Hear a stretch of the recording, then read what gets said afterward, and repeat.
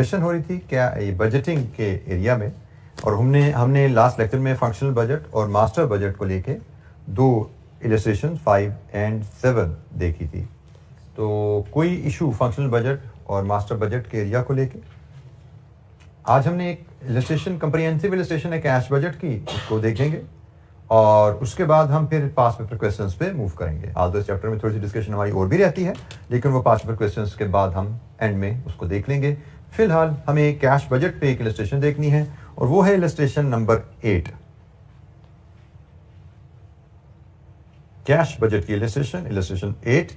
Requirement: prepare a monthly cash flow forecast. Cash flow forecast कह दिया जाए, cash budget कह दिया जाए, हमारे लिए एक ही मतलब है, कोई इशू नहीं है। You should include business purchase and first 4 months of operations following the purchase. Business purchase करो और 4 महीने उसको चलाना है, इसका मतलब 4 महीने का आपको कैश बजट इनफ्लो आउटफ्लो का हिसाब किताब लगाना है, इंक्लूडिंग बिजनेस परचेज। डाटा पढ़ते हैं जी, देखते हैं क्या कहानी है, बिजनेस परचेज का क्या मतलब है और क्या बातें हो रही हैं यहाँ पे। In the near future G limited will purchase a manufacturing business for 315,000. This price to include goodwill 150,000, equipment and fitting 120,000, and inventory of raw material and finished goods 45,000. 3,15,000 देके आप कारोबार खरीदोगे और कारोबार 3,15,000 किस मद में दे रहे हो? Goodwill, equipment and fitting and inventory. ये 3,15,000 का ब्रेकअप दे दिया उसने। बिजनेस खरीदने के बाद a delivery van will be purchased for 15,000 as soon as business is purchase is completed. The delivery van will be paid for in the second month of operation. खरीदनी फौरन है, पेमेंट सेकंड मंथ करनी है। Following forecasts have been made for the business following purchase. Business के बाद, खरीदने के बाद क्या किया जाएगा उसकी फोरकास्ट हमें गिवन है। Sales before discount, the business of the business single product at a markup of 60% on production cost will be. तो जनाब 6 महीने की उसने हमें सेल दी हुई है ₹1000 में, और ये सेल्स वर्कआउट की गई हैं प्रोडक्शन कॉस्ट पर 60% मार्कअप के साथ। 25% off the sales will be for cash, the reminder will be on credit. हर महीने की 25% कैश सेल्स हैं, 75% क्रेडिट सेल्स हैं, for settlement in the month following that of sale. Cash sale तो हमें पता है जिस महीने की सेल उस महीने पैसा आ गया, क्रेडिट सेल का पैसा उसने कहा जी अगले महीने आना है। A discount of 10% will be given to selected credit customer. Credit customer से पूरा पैसा नहीं आएगा, उनको कुछ डिस्काउंट दिया जाएगा। कितना डिस्काउंट? किन कस्टमर को? उसने कहा जी क्रेडिट कस्टमर कितने? Who represent 25% of gross monthly sale. हर महीने की ग्रॉस मंथली सेल के 25% के बराबर जो क्रेडिट कस्टमर होंगे उनको आप 10% डिस्काउंट देंगे। डिस्काउंट का मतलब रिडक्शन इन रिसीट, कम कैसे आएंगे, पूरे पैसे नहीं आएंगे आपको। Production cost will be 5 per unit, ₹5 per unit. The production cost will be made up of raw material, labor, fixed overhead, और fixed overhead cost जब भी आपको पर यूनिट दी जाए इसका मतलब है ये OAR है, overhead absorption rate है, क्योंकि हमें पता है फिक्स कॉस्ट कभी भी पर यूनिट इनकर नहीं होती। फिक्स कॉस्ट जब भी पर यूनिट दी गई है इसका मतलब टोटल खर्चे को, जो किराया मे बी सैलरीज की मद में जो खर्चा है उसको टोटल प्रोडक्शन से डिवाइड करके पर यूनिट बनाया गया। ठीक है, खर्चा कभी पर यूनिट हम पे नहीं करते। हाँ, रॉ मटेरियल हम पर यूनिट पे करेंगे, लेबर हम पर यूनिट पे करेंगे, जितने यूनिट बनाएंगे उतना पेमेंट कर देंगे, लेकिन फिक्स्ड ओवरहेड बिल्डिंग का किराया है वो हम पर यूनिट पे नहीं करते। अगर पर यूनिट गिवन है तो टोटल किराया डिवाइड बाय टोटल प्रोडक्शन करके निकाला गया है। तो एनीवेज आगे चलते हैं जी। Production will be arrange so that closing inventory at the end of any month is sufficient to meet the sale requirement in the following month. A value of 30,000 rupees is placed on the inventory of finished goods which was acquired on the purchase of business. Purchase of business में आपने inventory खरीदी थी ना, total 45,000 की, उसमें क्या जी 30,000 उसमें से फिनिश गुड्स है, इसका मतलब 15,000 शायद रॉ मटेरियल है। ठीक हो गया। This valuation is based on the forecast production cost per unit given in note 2 above. ये जो 30,000 की वैल्यूएशन है ये इस नोट में ये जो कॉस्ट पर यूनिट की फोरकास्ट है ना इस पे बेस करके है। इसका मतलब ये कितने यूनिट्स हैं?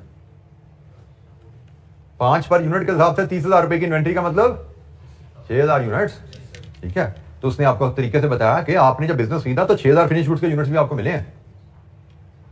The single raw material will be purchased so that inventory at the end of a month is sufficient to meet the half of the following month's production requirement. Opening closing stock की requirements ने बता दी. Raw material inventory acquired on purchase of business 15,000 is valued at cost per unit that is forecast in 2 above. ये valuation भी इसी तरीके से की गई है. ठीक है. Raw material will be purchased on 1 month credit. Costs of direct labor will be met as they are incurred in production. Fixed production overhead rate of 1 rupee per unit is based upon a forecast of the first year's production of 150,000 units. उसने बता दिया ये 1 रुपए का rate कैसे निकाला है. सालाना प्रोडक्शन 1,50,000 यूनिट्स के हिसाब से. This rate includes depreciation of equipment and fittings on straight line basis over the next 5 years. Fixed production overhead is paid in the month incurred. जिस महीने खर्चा उसी महीने पे हो जाता है. Selling and admin overheads are all fixed and will be 2,08,000 in the first year. These overheads include depreciation of delivery van at 30% per annum on a reducing balance basis. All fixed overhead will be incurred on regular basis, मतलब equally हर महीने जाएंगे and paid in the month incurred with the exception of the rent rates, which is 25,000 payable for the year ahead in the month 1 for the rent and rates. ये जी कहानी हम दोबारा पढ़ेंगे जैसे जैसे हम बजट बनाना शुरू करेंगे. फिलहाल हम बजट के फॉर्मेट की तरफ चलते हैं और फिर 1 बाय 1 एक एक आइटम को मजीद ध्यान से पढ़ते जाएंगे और इनको डील करते जाएंगे. ठीक है. तो हमें 6 महीने का कैश बजट बनाना है. 4 महीने का कैश बजट बनाना है और कैश बजट का जो फॉर्मेट हमारा होगा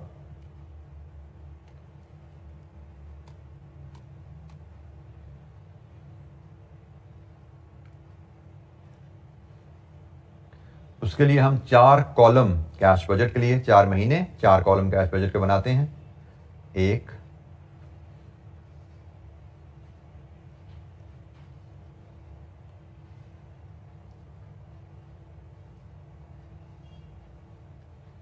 1 2 3 4. कैश बजट का फॉर्मेट आपसे ब्रीफली डिस्कस किया था. हम कैश रिसीट्स फोरकास्ट करेंगे. कैश रिसीट्स के हमें 2 आइटम्स तो क्लियरली नजर आ रही हैं. एक कैश सेल्स,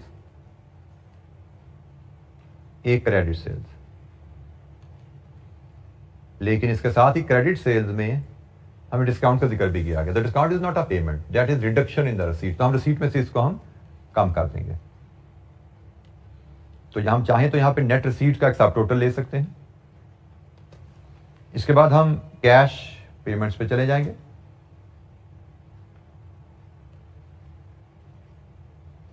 कैश पेमेंट्स के हेड देखते हैं. तो पहले हमें बिजनेस परचेज का जिक्र किया गया है. फिर हमें वैन डिलीवरी वैन की परचेज का जिक्र किया गया है.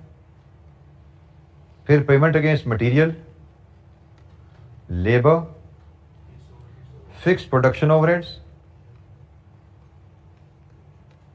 and selling and admin overhead. Note number 7.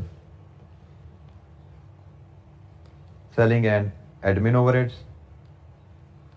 एक आध रो हम छोड़ देते हैं किसी और आइटम के लिए, कम से अगर ओमिट हुई हो. नेट रिसीट्स में से कैश पेमेंट्स आप डिडक्ट करें तो यहां पे आपको नेट रिसीट्स ऑब्लिक पेमेंट्स बनेगी. इनमें आप ओपनिंग बैलेंस ब्रॉड फॉरवर्ड ले आए तो आपके पास क्लोजिंग बैलेंस कैरिड फॉरवर्ड आ जाता है. तो ये जनाब आपका कंप्लीट कैश फोरकास्ट या बजट का फॉर्मेट.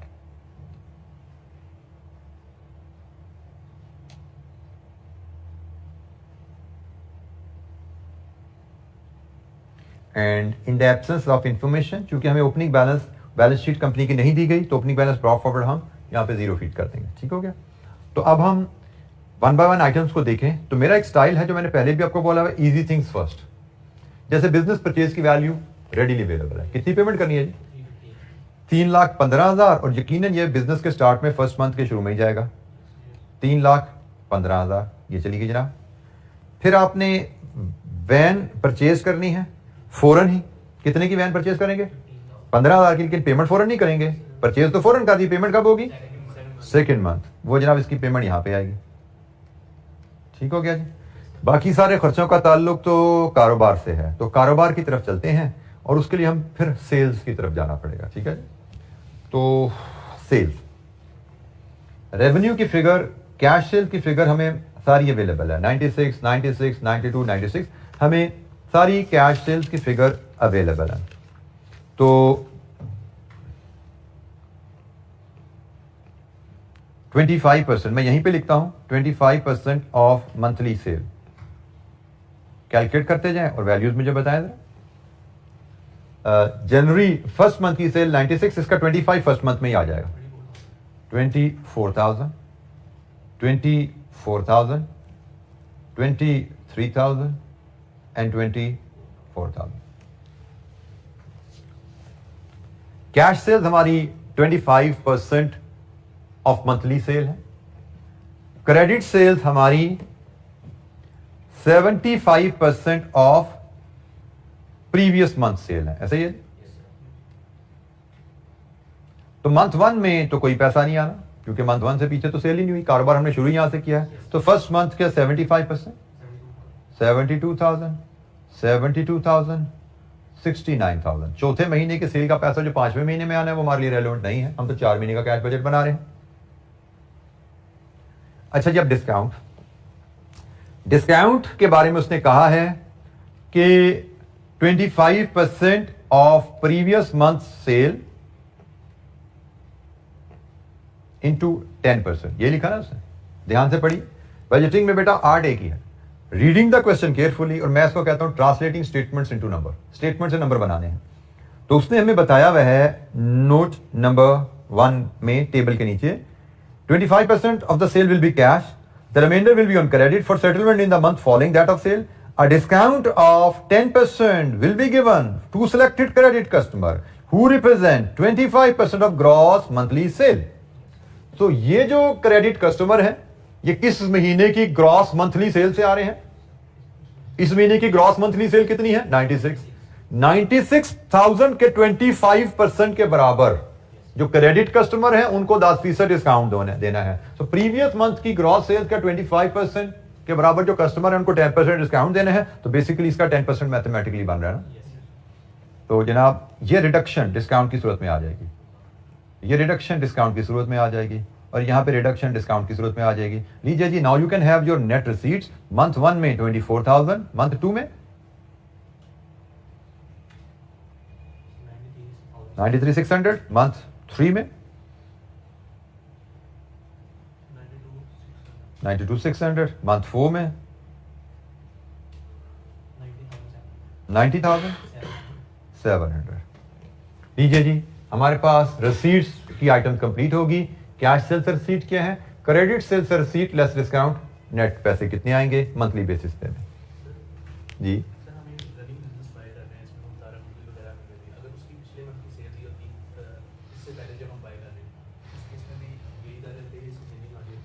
बेटा क्वेश्चन को पढ़ना बड़ा जरूरी है। मैं बार बार बोल रहा हूं, क्वेश्चन को आप पढ़ेंगे, जो कुछ उसमें बताया गया है उसके मुताबिक चलेंगे।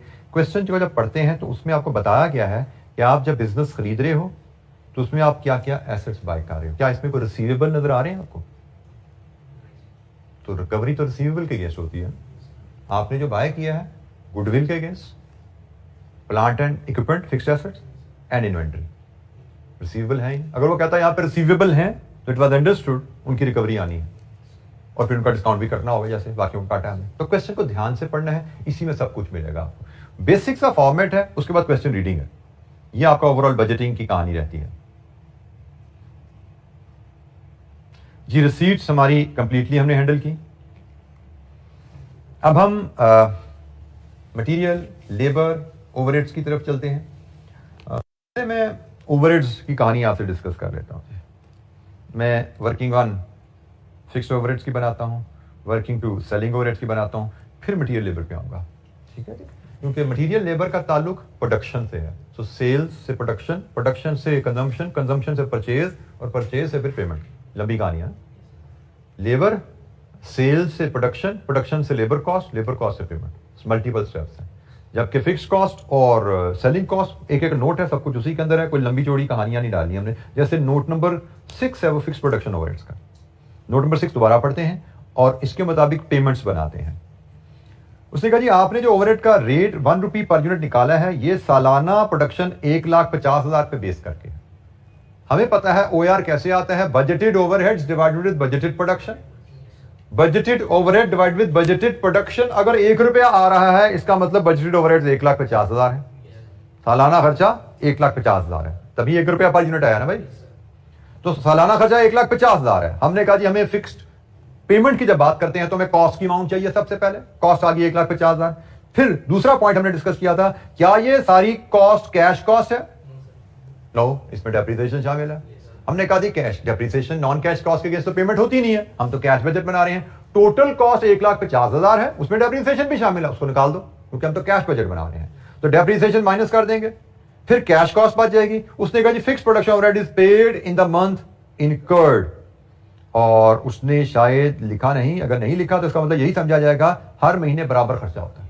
ठीक है, अगर नहीं लिखा तो यही समझा जाएगा हर महीने खर्चा बराबर होता है। तो अब जनाब हम फिक्स्ड ओवरहेड की वर्किंग बनाने जब चलते हैं तो हमने कहा जी वर्किंग 1 हम बनाएंगे। पहले सबसे पहले हम एनुअल फिक्स्ड प्रोडक्शन ओवरहेड की कॉस्ट लाएंगे। It will be 150,000 units into ₹1। ये जनाब 1,50,000 रुपया ये सालाना फिक्स कॉस्ट है। फिर इसमें से हम लेस कर देंगे डेप्रिसिएशन जो नॉन कैश है, डेप्रिसिएशन ऑफ इक्विपमेंट। उसके बारे में उसने कहा है किस तरह कैलकुलेट की गई है डेप्रिसिएशन। उसने कहा जी इक्विपमेंट की डेप्रिसिएशन जो है this include depreciation of equipment sitting on straight line basis over the next 5 year. तो 1,20,000 का आपने इक्विपमेंट खरीदा है, एम आई राइट? पहले पैरा में 1,20,000 का इक्विपमेंट खरीदा है और 5 साल स्ट्रेट लाइन, सालाना डेप्रिसिएशन कितनी बनी? 24,000। लीजिए जी ये आपकी आ गई कैश कॉस्ट 1,26,000, ये कैश कॉस्ट है। और इसने कहा this cost is paid in the month incurred in the absence of information. ये एनुअल कैश कॉस्ट है, हम यहां से हम मंथली बजट बना रहे हैं, इसका मंथली कैश कॉस्ट बना लीजिए। It will be 126,000 divide with 12, कितनी बनी? 10,500। जिस महीने का खर्चा उसी महीने पे हो जाना है। सो हर महीने 10,500 पे होगा। हर महीने 4 महीने का बजट है, हर महीने 10,500 पे होगा।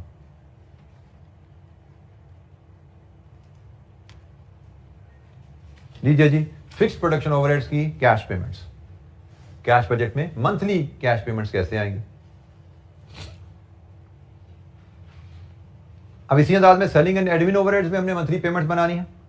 सेलिंग एंड एडमिन ओवरहेड्स की मंथली पेमेंट, उसके लिए हम पढ़ेंगे note number 7।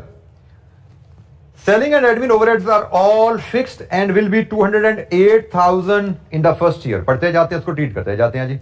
Working 2, annual selling and admin overheads 2,08,000। क्या ये सारी कैश कॉस्ट है? क्योंकि कॉस्ट में नेक्स्ट क्वेश्चन यही आता है। These overhead include depreciation of delivery van at 30% per annum। तो मसला यह है कि कैश कॉस्ट नहीं है, इसमें डेप्रिसिएशन शामिल है, तो जनाब उसको लेस कर दो। लेस डेप्रिसिएशन ऑफ वैन, तो 15,000 की वैन खरीदी, 30% की डेप्रिसिएशन है, 4,500 लेस किया, तो ये जनाब आपके पास बच गई cash cost, annual cash cost. कितनी बची? 2,03,500। बिल्कुल उसी अंदाज में जैसे ऊपर किया था वैसे पहुंच गए। नेक्स्ट, क्या ये कैश कॉस्ट हर महीने बराबर पे होनी है? नोट पढ़ते हैं। उसने कहा जी all fixed overhead will be incurred on a regular basis, सारे खर्चे बराबर पे होंगे, and paid in the month incurred, जिस महीने का खर्चा उस महीने पे हो जाएगा, विद द एक्सेप्शन, एक एक्सेप्शन है, लेकिन वो एक्सेप्शन क्या है? Rent and rates 25,000 for the year ahead in month 1, 25,000 month 1 में पे हो जाएंगे। तो जनाब इसमें हम करेंगे क्या? Less rent and rates paid in month 1 25,000, बाकी कितना बचा? 178,500।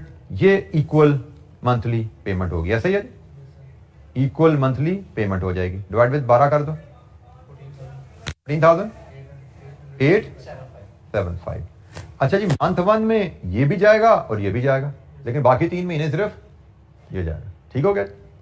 ये मंथ 1 में जाना है, और ये हर महीने जाना है, तो इसका मतलब मंथ 1 में 2 पेमेंट आ गई ना, तो मंथ 1 में 2 पेमेंट आ गई, 25 जमा 14 39 875 14 875 14 875 14 875। Easy figures first. हर सवाल करते हुए न्यूमेरिकल में ख्याल किया कीजिए। बाज का होता क्या है, जैसे मैंने कहा मटेरियल और लेबर की फिगर्स थोड़ी सी लेंथी वर्किंग से आनी है। आप यहाँ पे पहुंचते हो और इनमें किसी वर्किंग पे स्टक हो जाते हो, इधर ही टाइम ज़ाया करके सवाल छोड़ के बीच में चले जाते हो, ये टाइम ज़ाया हो रहा है, ये सवाल नहीं हो सकता, आगे चलते हैं। इसलिए कोशिश करते हैं कि सवाल में गेज कर लेते हैं कौन सी वर्किंग ईजी और क्विक है, पहले उनको फीड कर देते हैं, फिर टफ वर्किंग पे आते हैं। टफ वर्किंग हो जाए ना हुई तो मैक्सिमम स्कोर तो हम ले ही चुके हैं जो इजीली हम कर सकते थे। हम इन फिगर्स को अज्यूम करके सवाल कंप्लीट करके आगे जाते हैं। अगर हमसे मटेरियल लेबर की में समझ ना ही आएगा, हम अज्यूम कर लेंगे फिगर ये 2 रुपए पर यूनिट है, 4 रुपए पर यूनिट है, और सवाल कंप्लीट करके आगे चले जाएंगे। यहाँ बता देंगे अज्यूम, लेकिन इजी फिगर्स फर्स्ट पहले की होंगी, तभी हम मैक्सिमम स्कोर ले पाते हैं। जी एनी क्वेश्चन? अच्छा जी, अब हम मटेरियल और लेबर की बात करते हैं। लेबर के बारे में उसने में लिखा हुआ है, पहले हम लेबर को चलो डिस्कस कर लेते हैं। लेबर के बारे में note number 5, cost of labour will be met as they are incurred in production. और कॉस्ट ऑफ लेबर है कितनी? 1.5 रुपीज पर यूनिट। मतलब हमें मंथली प्रोडक्शन मिल जाए तो monthly production into 1.5 monthly labour cost आ जाए। मंथली लेबर कॉस्ट जिस महीने की कॉस्ट उसी महीने पे हो जाएगी। अब मंथली प्रोडक्शन कैसे आएगी इन यूनिट्स? उसके लिए अगर हम मंथली सेल्स मिल जाए plus closing stock minus opening stock, याद है इक्वेशन ये? Sales plus closing stock minus opening stock, monthly production आ जाती है। अब मंथली सेल्स यूनिट्स चाहिए और मंथली ओपनिंग क्लोजिंग स्टॉक के यूनिट्स चाहिए। मंथली सेल यूनिट्स, तो मंथली, इसके लिए हम बनाते हैं वर्किंग नंबर 3। हम वर्किंग नंबर 3 पे जाते हैं और वर्किंग नंबर 3 में हम मंथली सेल यूनिट्स पे जाते हैं। मंथली सेल यूनिट्स तो अवेलेबल नहीं है, मंथली रेवेन्यू में अवेलेबल है। रेवेन्यू से यूनिट्स पे जाने का तरीका क्या है? Revenue divide with price. बिल्कुल ठीक है, प्राइस निकालने का तरीका उसने दिया हुआ है हमें। तो जनाब हम फॉर्मेट बनाने जा रहे हैं और ये फॉर्मेट में आप जरा बजट तो बना रहे हैं 4 महीने का, लेकिन ये फॉर्मेट मैं 6 महीने पे बनाने जा रहा हूं। क्यों? You will soon get to know, आपको भी समझ आ जाएगी ये 6 महीने पे फॉर्मेट क्यों बन रहा है। तो हम ये वर्किंग 3 6 महीने पे शुरू कर रहे हैं जी।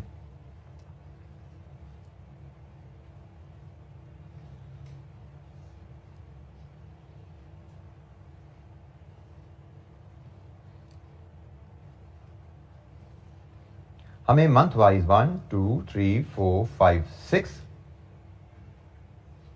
हमें मंथ वाइज सेल्स की फिगर रुपीस में गिवन है 96,000, 96,000, 92,000, 96,000, 100,000 and 104,000।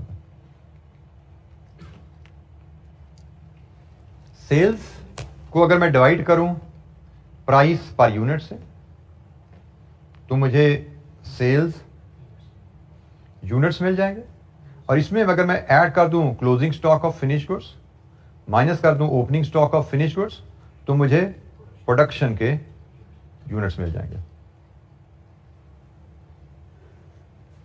अच्छा जी, सेल्स प्राइस पर यूनिट।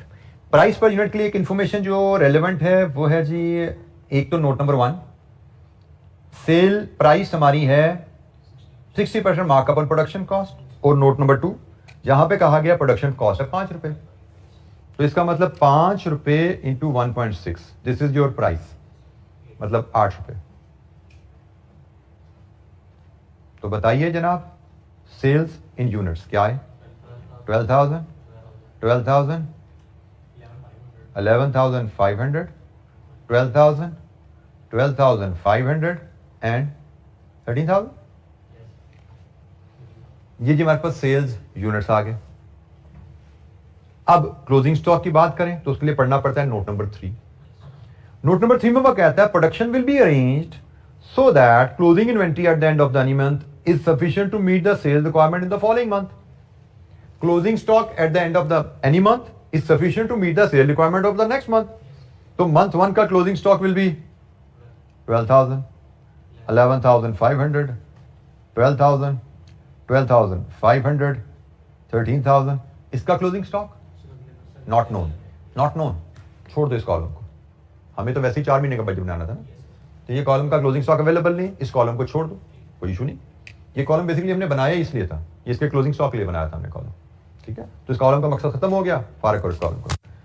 अच्छा जी, जो एक पीरियड का क्लोजिंग स्टॉक होता है वो नेक्स्ट पीरियड का ओपनिंग स्टॉक होता है, नेक्स्ट पीरियड का ओपनिंग स्टॉक होता है। तो जनाब ये लीजिए जी, ओपनिंग स्टॉक भी आ गया हमारे पास, एक सिर्फ फिगर मिसिंग रहेगी, ओपनिंग स्टॉक ऑफ मंथ 1। और ओपनिंग स्टॉक ऑफ मंथ 1 पे हमने बात की थी इसी नोट नंबर 3 को पढ़ते हुए, इसका दूसरा जुमला पढ़ते हुए, a value of 30,000 is placed on the inventory of finished goods which was acquired on the purchase of the business, this valuation is based on the forecast of production cost per unit given in note number 2। यहां पे हमने क्या बात की थी, business के साथ हमने जो फिनिश्ड गुड्स खरीदे हैं वो कितने यूनिट खरीदे हैं, 6,000, बिल्कुल ठीक है जी। हमने बात की थी 30,000 रुपए का स्टॉक खरीदा है, 5 रुपए पर यूनिट के हिसाब से इसकी वैल्यू निकाली गई है, तो ये जनाब 6,000 यूनिट का स्टॉक है, ये हमारा ओपनिंग स्टॉक आ गया। जैसे आप डेटर्स की बात कर रहे थे ना, डेटर्स तो नहीं गिवन थे, फिनिश गुड्स का स्टॉक अवेलेबल था, हमने ले लिया, तो अब हमें यहां से प्रोडक्शन मिलती है। तो मंथ 1 की production 18,000, month 2 11,500, month 3 12,000, month 4 12,500, month 5 13,000। ये जी हमारे पास प्रोडक्शन आ गई। अब जब प्रोडक्शन आ जाए आपके पास, तो प्रोडक्शन इंटू 1.5 रुपीज लेबर करती है, जिस महीने की कॉस्ट उसी महीने पे होना है। तो जनाब मैं यहाँ पे लेबर कॉस्ट की वर्किंग जो बनाऊंगा उसमें मैं यहाँ पे बता दूंगा कि जी मैंने लेबर कॉस्ट कैसे निकाली है, प्रोडक्शन यूनिट्स उठाए हैं वर्किंग 3 से और उनको मल्टीप्लाई कर दिया रुपीज 1.5 पर यूनिट के साथ, ठीक है। तो ये मेरी presentation excellent exam point of view से कि वर्किंग 3 से प्रोडक्शन के यूनिट्स उठाओ हर महीने और उसको 1.5 से मल्टीप्लाई करते जाओ, जिस महीने की कॉस्ट उसी महीने पेमेंट है। तो पहले महीने की प्रोडक्शन थी 18,000, काल 18,000 into 1.5, this is the payment 27,000। दूसरे महीने की प्रोडक्शन थी, ये जरा इसको नोट डाउन कर लो सारी प्रोडक्शन, ये प्रोडक्शन की वैल्यूज आ रही है। हमें 4 महीने का बजट बनाना है, 4 महीने की प्रोडक्शन 11,500 12 12,500, ठीक हो गया जी। तो दूसरा महीना 11,500 इंटू 1.5 17,250 जी। 12,000 इंटू 1.5 18,000, 12,500 इंटू 1.5 18,750 जी। एनी क्वेश्चन, कोई सवाल? वर्किंग 3 से प्रोडक्शन यूनिट्स उठाए और 1.5 रुपीज प्रोडक्शन कॉस्ट है, लेबर की कॉस्ट है, हमने वो मल्टीप्लाई किया, जिस महीने का खर्चा उस महीने पेमेंट आ गई। कोई सवाल? अच्छा जी, अब हमें मटेरियल की परचेज के अगेंस्ट पेमेंट लेनी है, मटेरियल की परचेज के अगेंस्ट पेमेंट लेनी है।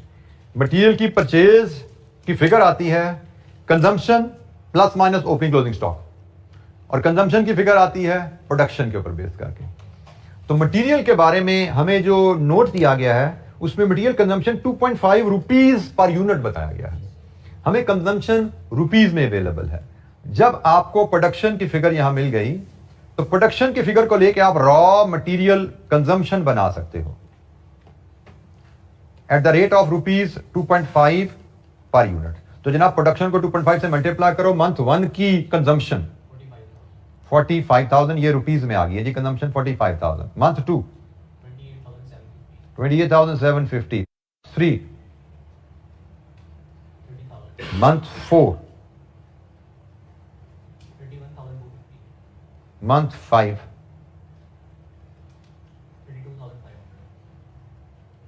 और इसी इक्वेशन को आगे एक्सटेंड करें तो plus closing stock of raw material minus opening stock of raw material is equal to raw material purchases, यही है ना इक्वेशन। और क्लोजिंग स्टॉक के बारे में नोट पढ़ेंगे आप, note number 4, single raw material will be purchase so that inventory at the end of any month is sufficient to meet the half of the following month production requirement. Following month production requirement का half, ठीक हो गया। तो following month production requirement का half closing stock है 14,375, 15,000, 15,625, 16,250। इसका closing stock available नहीं है, इसका काम भी खत्म हो गया क्योंकि हमें तो 4 महीने का बजट बनाना है ना, इसका काम यहीं तक था, इस कॉलम का, ये भी खत्म हो गया। अब एक पीरियड का क्लोजिंग, नेक्स्ट पीरियड का ओपनिंग बनता है। Sorry,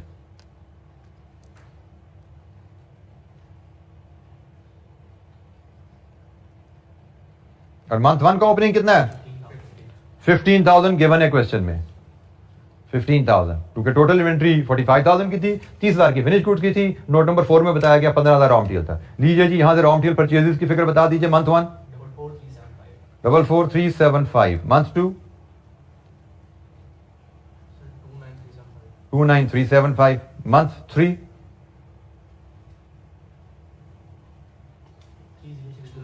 30,625, month 4 31,875। ये जी हमारे पास रॉ मटेरियल की परचेजेस आ गई हैं, और हमें कहा गया है रॉ मटेरियल की परचेजेस की जो पेमेंट होती है, raw material will be purchase on 1 month credit.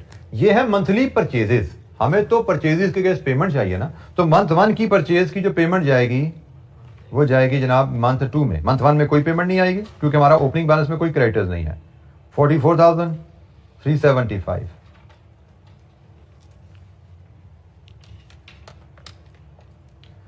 29,375 and 30,625। अब 4th मंथ की परचेज की पेमेंट 5th मंथ में जानी है, वो हमारा बजट ही नहीं। हमारा बजट यहां पे कंप्लीट हुआ जी। Any question? सो हमने कॉस्ट को भी देखना है, कैश कॉस्ट को भी देखना है, और पेमेंट टर्म्स को भी देखना है when it comes to cash budgeting. लीजिए जी, रिसीट्स आपके पास हैं। रिसीट्स में से आप इसको, मैं नेट रिसीट नहीं कहना चाहिए मुझे, यहां पे इसको टोटल रिसीट लिखना चाहिए। नेट रिसीट पेमेंट तो नीचे आ रही है, इसको मैं टोटल रिसीट लिखूंगा। ये टोटल रिसीट्स है, इसमें से पेमेंट लेस करें, मंथली आपका नेट या रिसीट या पेमेंट की वैल्यू आएगी, और वहां से आप बना लें।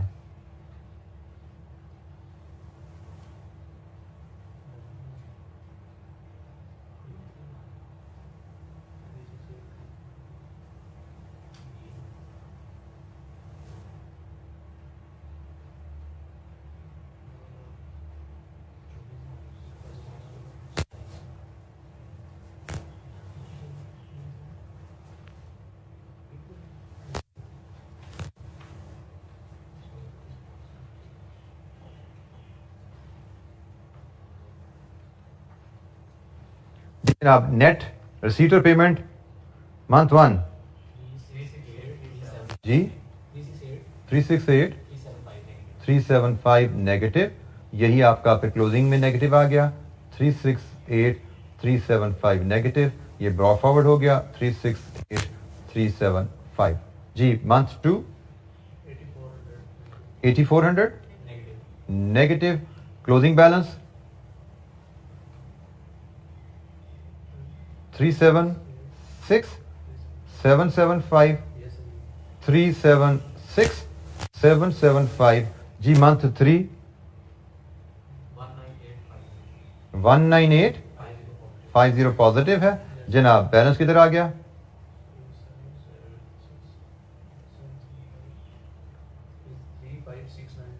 925। लीजिए जी, ये आगे गया 356925। मंथ 4 का नेट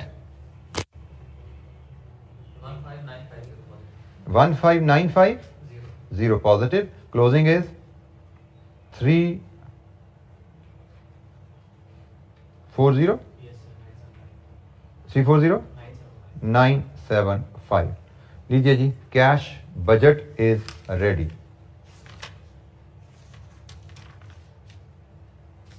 कैश बजट हमारा कंप्लीट है जी। एनी क्वेश्चन, कोई सवाल?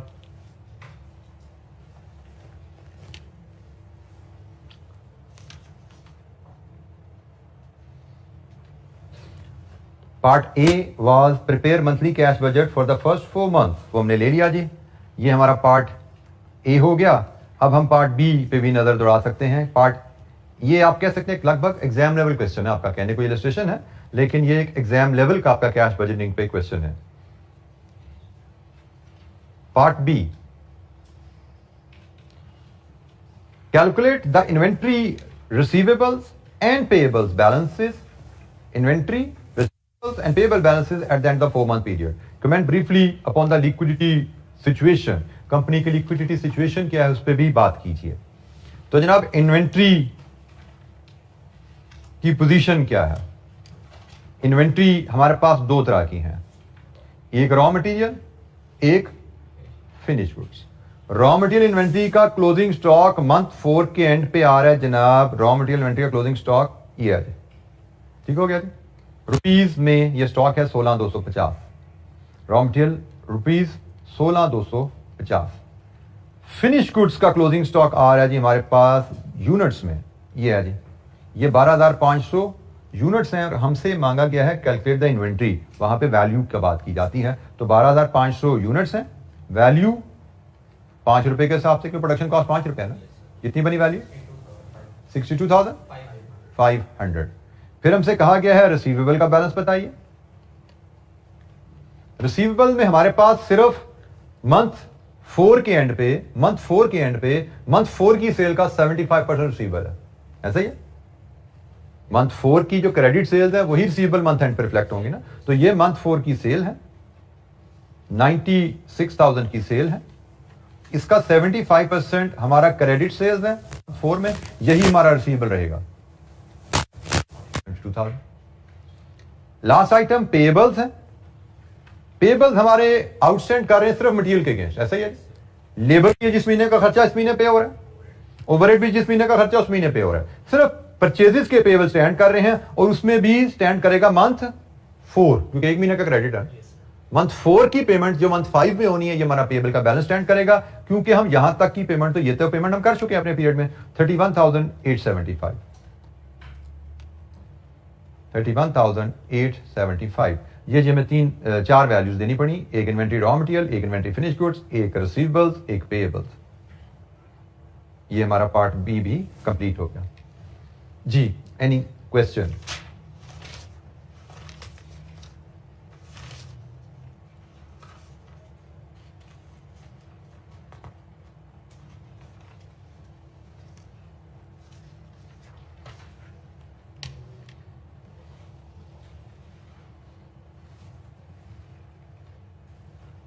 अच्छा जी, 5-7 मिनट है, क्वेश्चन तो खैर छोटा ही है, लेकिन चलें फिलहाल आज रहने देते हैं हम इसको।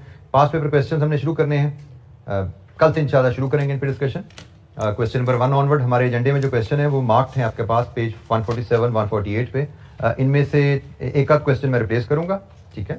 टोटल शायद 1, 2, 3, 4, 5, 6, 7, 8, 9 क्वेश्चन है। शायद हम 8 या 9 क्वेश्चन ही करेंगे, लेकिन एक आध क्वेश्चन मैं रिप्लेस करूंगा इसमें से, ठीक है, जो कि मैंने रीसेंट अटेम्प्ट और मॉडल पेपर के लिहाज से डिसाइड किया चेंज करना। तो आज के लिए इतना ही, बाकी इंशाल्लाह हम कल अपनी डिस्कशन को कैरी करेंगे। थैंक यू, अस्सलाम वालेकुम।